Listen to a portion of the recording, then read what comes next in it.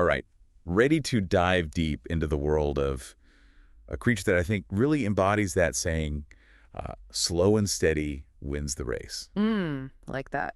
The Greenland shark. Absolutely. Yeah. A perfect example. Yeah. So we're going to be talking all about the Greenland shark today, and Fascinating animal. I'm excited to get into this one. So we're going to be looking at, all sorts of research articles and findings about this shark, and even some firsthand accounts from people who have encountered this shark in the wild. It's amazing what we're learning about them, really turning a lot of our assumptions on their head. Yeah, and I think this deep dive is going to be full of surprises. So let's start with the basics. Where in the world can we find these Greenland sharks, and what makes their environment so unique? Well, they call some of the most extreme environments on Earth their home, primarily the cold, deep waters of the North Atlantic and Arctic Oceans. So we're talking like icy temperatures. Oh, absolutely. Icy temperatures, low light conditions. Not a place I would want to be. No, not for most of us. But for the Greenland shark, it's perfect.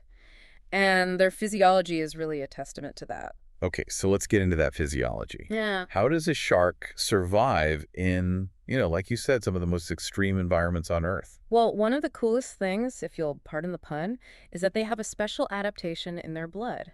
Okay. It acts like antifreeze. What? Yeah, it prevents ice crystals from forming, allowing them to function in temperatures that would freeze most other fish solid. So they have, like, built-in antifreeze. Exactly. It's pretty remarkable. That's wild. I've never heard of that before.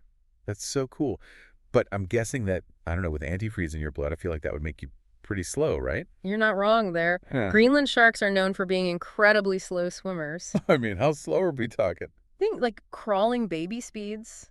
Yeah. Yeah, their cruising speed is incredibly slow. Wow. A crawling baby. A shark. That's two things I never thought I'd put together in a sentence. It's hard to imagine, right? But there's a reason for it. Okay, I'm all ears. Their slow metabolism, which contributes to that, sluggishness, is also a key to their survival in these really food-scarce waters. They just don't need as much energy as those faster-moving sharks. So they're just kind of chill, literally and figuratively? Exactly. It's all about energy conservation in these harsh environments. Okay, that makes sense. But then how do they hunt effectively if they're, moving at a glacial pace? That's a great question. Yeah. And there are a few theories out there. One is that they actually use that slow speed to their advantage, particularly when hunting seals. Wait, seals? Yeah. Seals sleep underwater. They do. They have to surface for air, of course, but they'll often take these little naps underwater to conserve energy. That seems so risky. It does, but it's believed that Greenland sharks might be taking advantage of these sleeping seals. Oh, wow. So it's like their slowness becomes a form of camouflage. You got it. They can sneak up on those seals without disturbing them. That's really incredible. But what about other prey? I mean, fish aren't just going to sit around and wait for this slow-moving shark to catch them, right? Right, and that's where things get even more interesting.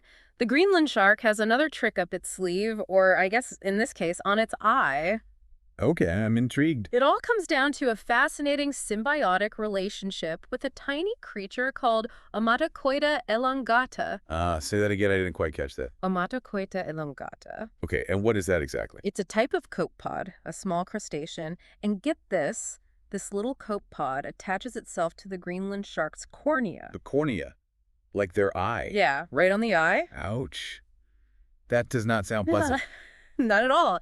And essentially, it blinds the shark in that eye. So they're sacrificing their vision to, wait a minute, how does that help them catch anything? Well, here's the fascinating part. This copepod is bioluminescent, meaning it glows in the dark. Okay. So researchers believe that glow might act as a lure, attracting fish towards the shark in those dark depths. So they're basically using this parasite as like a beacon, like, hey, free food over here. Exactly. It's like a built-in fishing lure.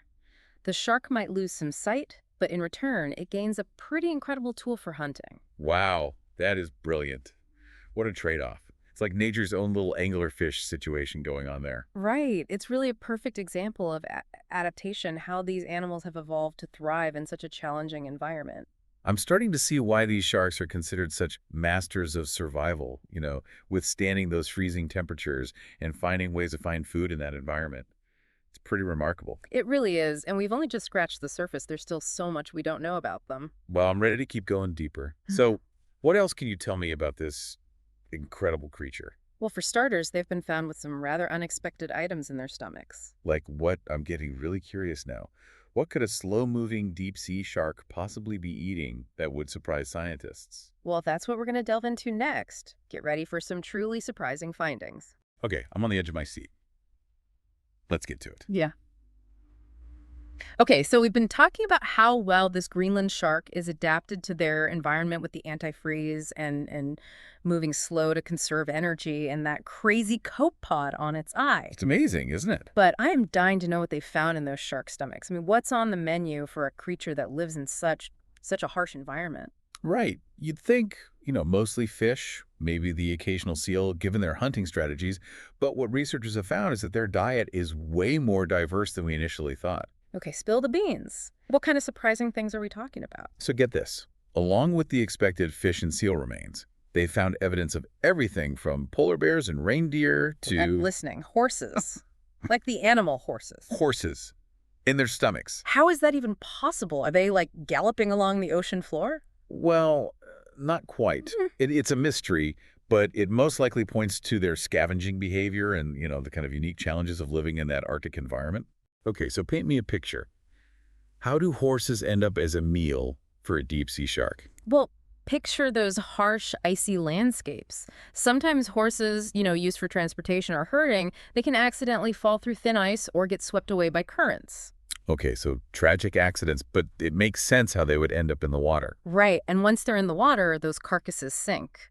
And that's where a Greenland shark, with its incredible sense of smell, might come across them. So it's like not just a hunter, but also an opportunistic scavenger. Exactly. They're making the most of whatever resources are available, and nothing goes to waste in the ocean. It is a pretty grim picture, but it shows you just how interconnected everything is in that environment. From the tiniest copepods to horses, Yeah. it's all part of this delicate web of life. Absolutely. And, even though they might not have that kind of classic shark ferociousness, they play a vital role in that balance, keeping things in check. Yeah, I mean, we don't usually think of scavengers as, these elegant creatures, Yeah. but they're essential for the health of the ecosystem. They are. And the Greenland shark, with all its, amazing adaptations and that incredible lifespan, it's a reminder that nature finds a way, even in the most challenging conditions. So we've got these sharks with antifreeze blood, a taste for horses, and living for hundreds of years. I mean, is there anything these sharks can't do? Well, there is one thing we haven't touched on yet, and that's their bite. Oh, right. Because we always think of sharks having these incredibly powerful jaws, right? Exactly. But does the Greenland shark's slower metabolism and scavenging lifestyle mean their bite isn't as strong, compared to other sharks? That's a really good question. Mm. What do we know about their bite? Well, research actually suggests that while their bite force might not be as powerful as, say, a great white, their jaw muscles are still really strong. So they can still pack a punch. Oh, absolutely. Yeah. They've adapted to generate a powerful bite, even at slower speeds, which is crucial for tearing into those tough carcasses they scavenge. So they've found a way to be both powerful and efficient, which, I mean, seems to be a theme with this shark, right? Like every part of their biology is about making the most of that harsh environment. Exactly. And it makes you wonder how they're going to fare with the changing climate, as Arctic waters warm and the ice cover changes. That's a good point. I mean, these sharks are perfectly adapted to this extreme environment, but how will they adapt to a new set of challenges? Right. That's a big question. Yeah. And unfortunately, we don't have all the answers yet, but scientists are definitely studying them more closely, trying to understand how these changes might impact their prey, their migrations, even their breeding. So it's like this creature has survived for centuries, perfectly adapted to this harsh environment, and now it's facing these new threats from human activity. It's a bit of a sobering thought, isn't it? But hopefully with continued research, we can find ways to protect this unique species. Absolutely. So much to learn from the Greenland shark. Not just about adaptation and survival, but also about, the bigger picture of how our actions are impacting the planet. I completely agree. Every creature plays a role, and understanding that interconnectedness is vital for conservation efforts. Well, this deep dive has been full of surprises. And honestly, I went from thinking of these sharks as just these sluggish scavengers to realizing that they're incredibly well adapted, long-lived, And even, in their own way, kind of elegant creatures. They really are fascinating, and the more we learn about them, the more we realize how much they can teach us about the power of evolution and the delicate balance of life on Earth. So you mentioned that they've been found with horses in their stomachs. Yeah. Can we go back to that for a minute? Because I'm still kind of stuck on that image. Ah, yes. The case of the horses, it's a strange one, but it really speaks to their scavenging behavior and the unique challenges of that Arctic environment. Okay, I'm ready for more. Tell me more about how these horses are ending up as shark food. Okay, so we've got these horses ending up as a meal for these deep-sea sharks. It's like a scene out of a movie. It doesn't seem real. How does that happen? Well, you have to think about the environment, right? Those harsh, icy landscapes up in the Arctic, sometimes those horses, they're used for transportation, for herding, and sometimes accidents happen. They can fall through thin ice or get swept away by strong currents. Oh, wow. Yeah, I guess that makes sense. Ah, Tragic. But I see how they could end up in the water. right. And once they're in the water, well, those carcasses sink down to the depths. And that's where the Greenland shark comes in, with its incredible sense of smell. So, like we were saying before, not just a hunter, but also an opportunistic scavenger. Yeah, exactly. They make the most of whatever the Arctic throws at them. And in the ocean, nothing goes to waste. It's a pretty stark picture of that ecosystem, right? But it really highlights how interconnected everything is, from those tiny copepods on their eyes to horses. It's all part of this delicate balance. It really is. And the Greenland shark, despite its slow pace, it plays a crucial role in that balance. Keeping things in check, cleaning up the ocean floor. It makes you appreciate the role of scavengers in the ecosystem. Right. They might not be the flashiest creatures, but they're essential for the health of the whole system. Absolutely. And the Greenland shark, with all its incredible adaptations and that long lifespan, it's a testament to the power of evolution, to create creatures that are perfectly suited for even the most extreme environments. It's funny. At the beginning of this deep dive, I really thought of Greenland sharks as just kind of, these sluggish scavengers.